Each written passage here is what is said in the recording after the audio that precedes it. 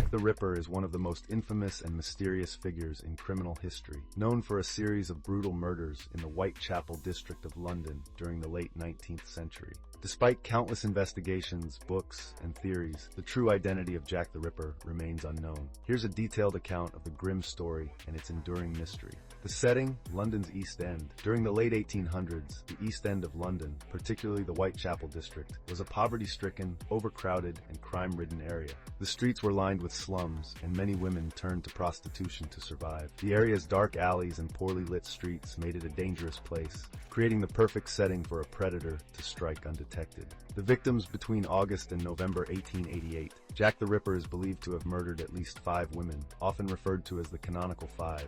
One Mary Ann Nichols, Polly, found dead on August 31, 1888. Her throat had been slashed and her abdomen mutilated. 2 Annie Chapman, killed on September 8, 1888. Her body was found in a backyard with deep throat wounds and severe abdominal mutilation.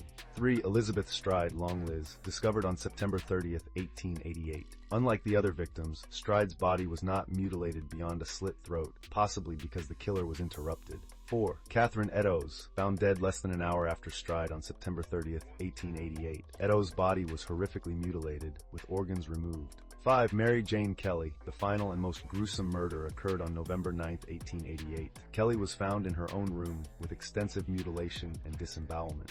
The brutality of these killings, particularly the precise surgical mutilations, led many to believe the murderer had anatomical knowledge, perhaps a doctor or a butcher. The investigations. The Metropolitan Police and City of London Police conducted extensive investigations but were hampered by a lack of forensic technology and unreliable eyewitness accounts. Detectives interviewed hundreds of suspects and received numerous false leads. Letters purportedly written by the killer flooded the police and newspapers. The most famous of these was the Dear Boss letter, signed Jack the Ripper, which gave the killer his enduring nickname.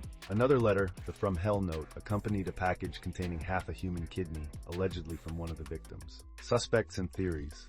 Over the years, numerous suspects have been proposed, including Montague John Druitt, a barrister and teacher with alleged mental health issues who disappeared shortly after the murders. He was later found dead in the River Thames. Aaron Kosminski, a Polish immigrant and barber suspected due to his proximity to the crimes and mental instability. Dr. Thomas Neil Cream, a convicted serial killer who was hanged in 1892 and allegedly confessed to being Jack the Ripper. Prince Albert Victor, Duke of Clarence, a member of the British royal family, though evidence linking him to the crimes is tenuous. Other theories suggest Jack the Ripper could have been a woman, dubbed Jill the Ripper, or even part of a larger conspiracy involving Freemasons. Impact on society. The murders highlighted the grim conditions of London's East End and led to public outcry for social reforms.